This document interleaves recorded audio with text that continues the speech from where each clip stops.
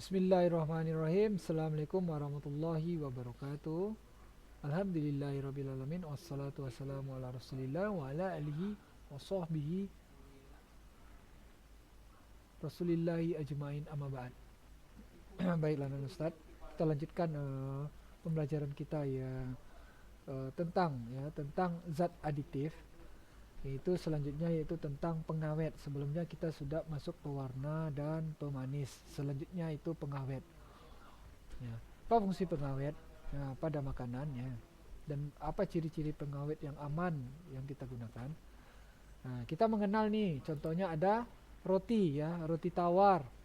Roti tawar awalnya seperti ini, dia tahan paling sekitar 2 sampai 3 hari. Itu kalau tidak dikonsumsi dia akan berjamur. Nah, itu tandanya dia sudah rusak, tidak bisa dikonsumsi lagi. Ya. Dikatakan di sini roti yang berjamur itu tidak layak dikonsumsi karena sudah ditumbuhi jamur. Agar bahan makanan tidak cepat rusak karena tumbuh jamur, bakteri atau mikroorganisme lain, makanan dapat ditambahkan bahan pengawet dalam jumlah tertentu. Pengawet adalah zat aditif yang ditambahkan pada makanan atau minuman yang berfungsi menghambat kerusakan makanan atau minuman. Kerusakan makanan dapat disebabkan oleh adanya mikroorganisme yang tumbuh pada makanan dan minuman. Bahan pengawet pencegah tumbuhnya mikroorganisme ya, sehingga reaksi kimia yang disebabkan oleh mikroorganisme tersebut dapat dicegah.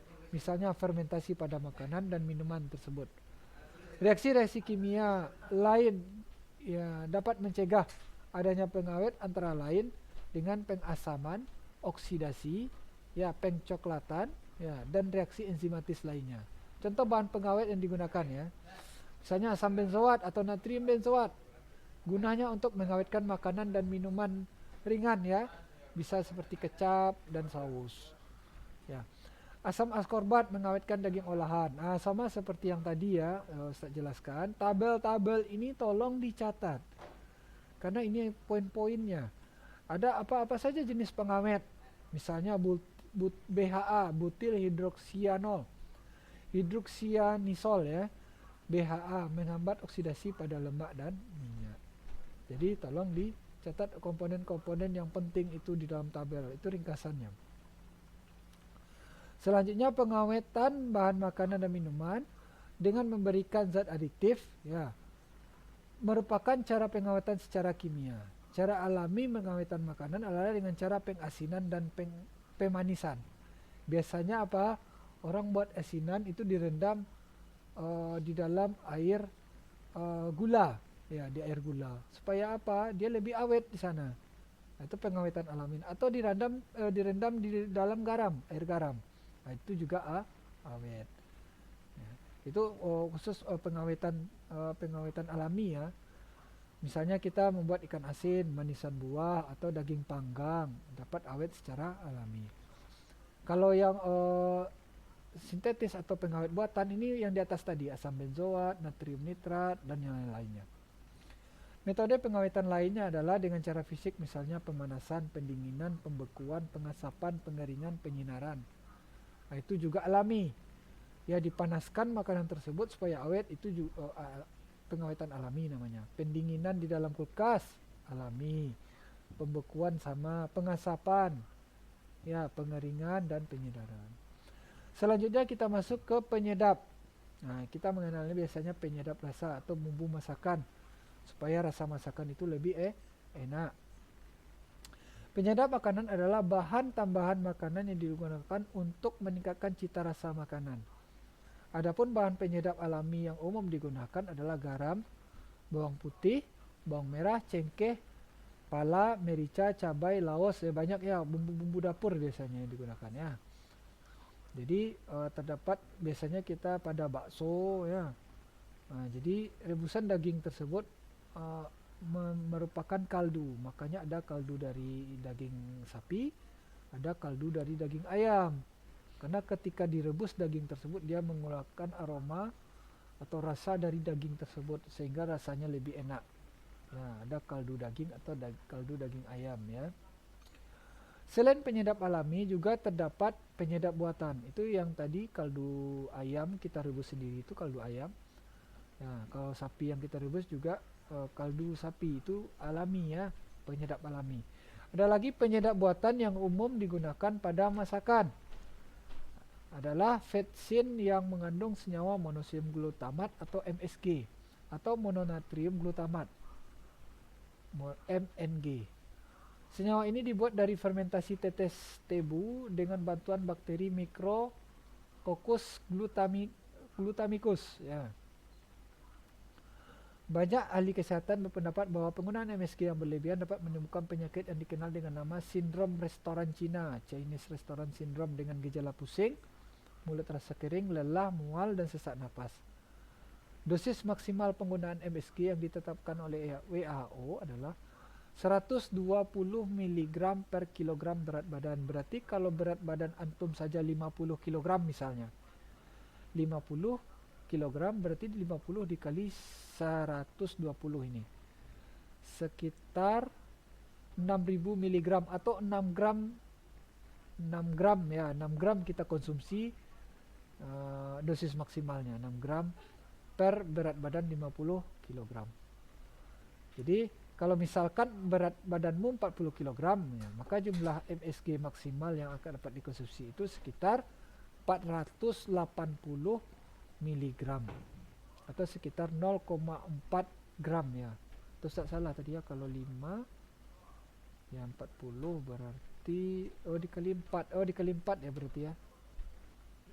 Ya dikali 4. Jadi cuma 0,48 gram yang bisa dikonsumsi. Itu untuk pengawet buatan ya. Kita masuk ke pemberi aroma.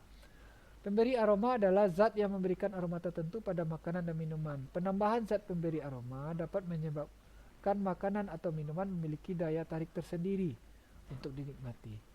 Zat pemberi aroma dapat berasal dari bahan segar atau ekstrak dari bahan alami. Di antaranya adalah ekstrak buah nanas, ekstrak buah anggur, minyak atsiri, dan vanili. Beberapa kue menggunakan murbei sebagai pemberi aroma, seperti pada gambar ini murbei. Pada pizza biasanya atau pie. Nah, itu memberi aromanya. Atau pemberi aroma pada es krim biasanya juga ada ya. Pemberi aroma merupakan senyawa sintetis atau disebut dengan essence.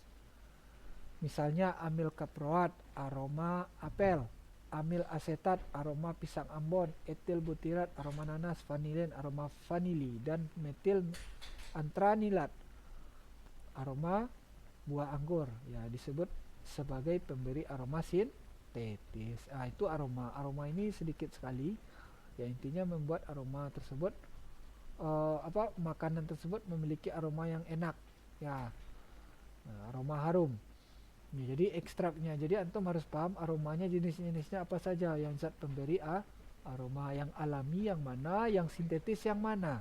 Itu bisa antum ringkas untuk aroma ini. Selanjutnya ada pengental.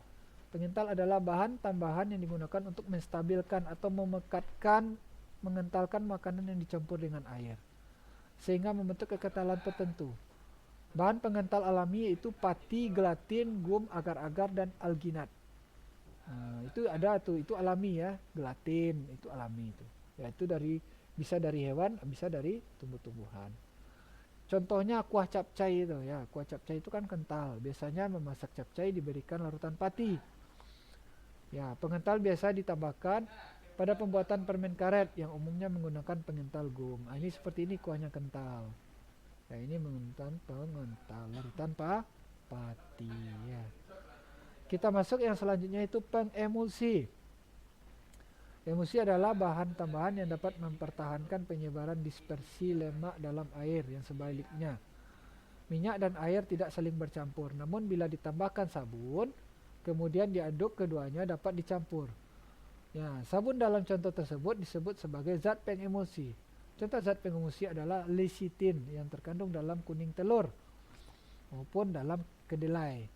Lecitin banyak digunakan untuk pembuatan mayones dan mentega. Apabila tidak ditambahkan zat pengemulsi, lemak dan air pada mayones dan mentega akan terpisah. Gitulah fungsi dari pengemulsi. Makanya mentega dan mayones itu pakai pengemulsi dia. Ya. Selanjutnya Nah, ya, pekerjaan sebenarnya zat aktif itu akan kita pelajari di pertemuan selanjutnya. Itu terakhir pengemulsi ya. Oke, itu saja materi kali ini. Barakallahu fikum. Assalamualaikum warahmatullahi wabarakatuh.